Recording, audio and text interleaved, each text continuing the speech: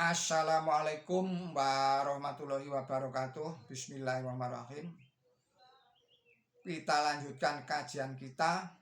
Ini tentang hak-hak asasi manusia dari PBB dan syariat Islam. Jadi hak-hak asasi manusia menurut deklarasi PBB dan syariat Islam disampaikan oleh Kiai Haji Simon Ali Yasir. Bismillahirrahmanirrahim. Allah berfirman di dalam surat nomor 5, surat Al-Maidah. Bismillahirrahmanirrahim. Jika Allah menghendaki, Ia akan membuat kaum satu umat. Ini mengisyaratkan keadaan manusia pada akhir zaman. Sebenarnya sekalian bangsa itu sekarang sedang tumbuh kesadarannya bahwa mereka adalah satu umat. Ini dikutip dari Maulana Muhammad Ali. Penggenapan nubuat, patahnya salib, berlakunya deklarasi universal tentang hak-hak asasi manusia pada 24 Oktober 1945 yang kemudian disempurnakan dengan pasal khusus tentang kebebasan beragama yang diterima bulat oleh sidang umum PBB pada tanggal 10 Desember 1948 boleh jadi merupakan peristiwa penting bagi peradaban manusia. Tetapi jika dilihat dari segi syariat Islam, 30 pasal deklarasi hak asasi manusia itu bukanlah barang baru. Quran suci sebagai sumber utama ajaran dan syariat Islam bukan saja telah memuat itu di banyak ayatnya yang kemudian dipraktekkan oleh Nabi suci Muhammad Sallallahu Alaihi Wasallam bersama sahabat beliau, tetapi bahkan Quran suci memperbaharui atau menasak konsep biblikal tentang hak-hak asasi manusia.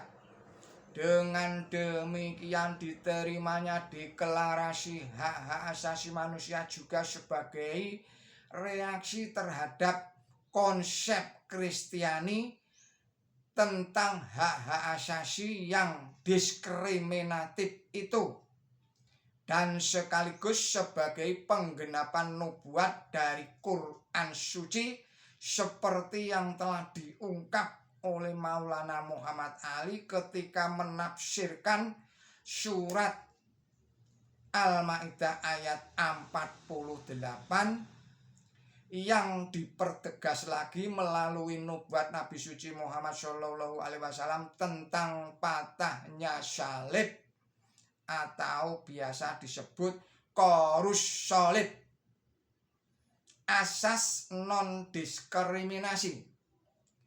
Tampaknya yang terpenting di dalam deklarasi hak asasi manusia itu adalah tentang persamaan hak dan martabat seluruh umat manusia.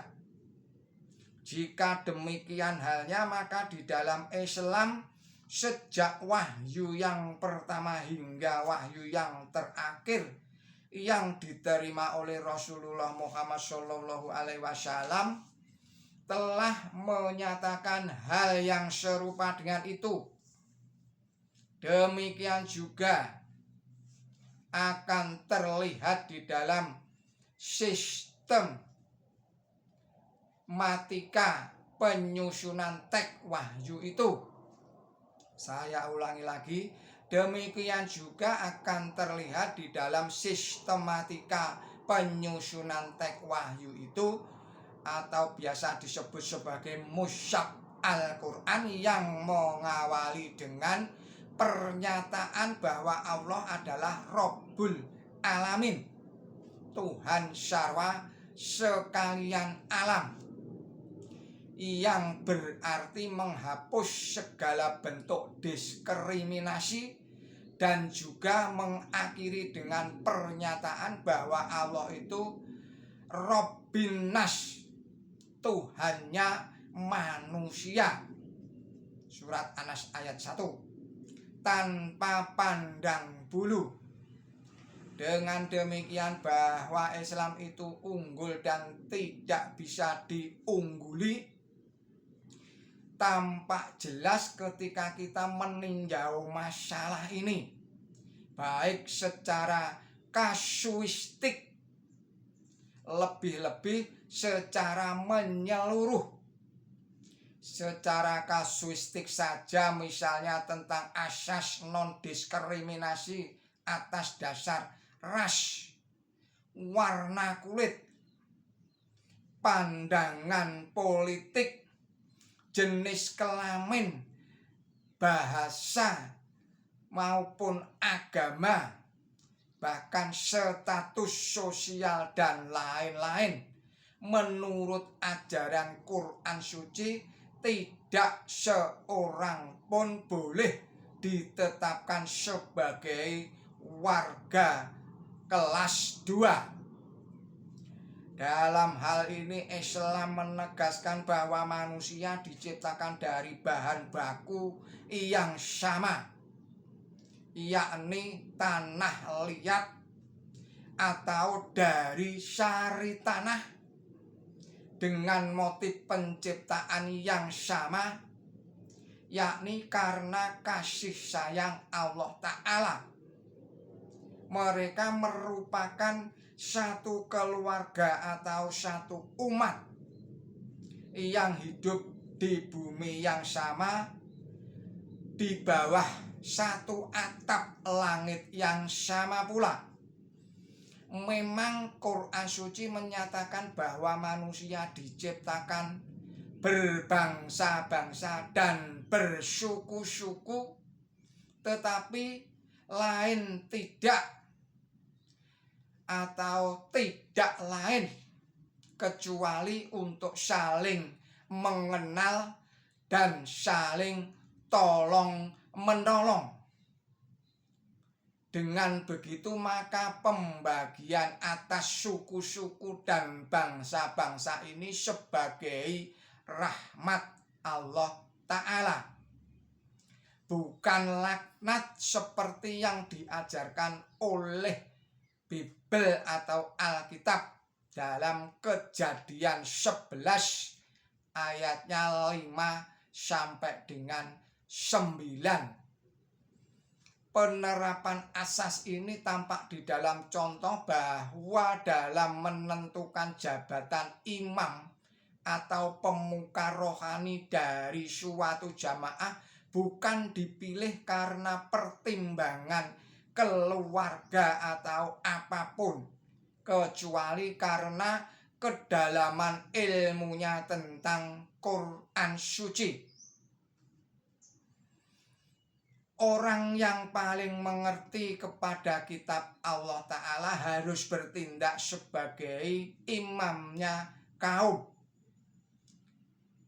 Itu adalah sabda Nabi suci Muhammad SAW. Bahkan untuk mengumandangkan adzan pun harus dipilih karena kesalihannya. Terdapat di dalam kitab Misyikat. Bilal misalnya, orang yang secara etnis negro dan secara sosial adalah seorang budak, namun kemudian dimerdekakan oleh Abu Bakar, oleh Nabi suci Muhammad SAW, dipilih sebagai muadzin di Masjid Nabawi sedang beliau sendiri seorang bangsawan dari suku Quraisy sebagai imamnya. Dua jabatan yang amat mulia yang dipegang oleh dua orang yang baik secara etnis maupun sosial sangat berbeda. Demikian video ini kita cukupkan. Kajian dari Kiai Haji Simon Aliasir tentang hak-hak asasi manusia menurut deklarasi PBB dan syariat Islam, dan kita sambung di video yang berikutnya. Billahi taufik wal hidayah. Wassalamualaikum warahmatullahi wabarakatuh.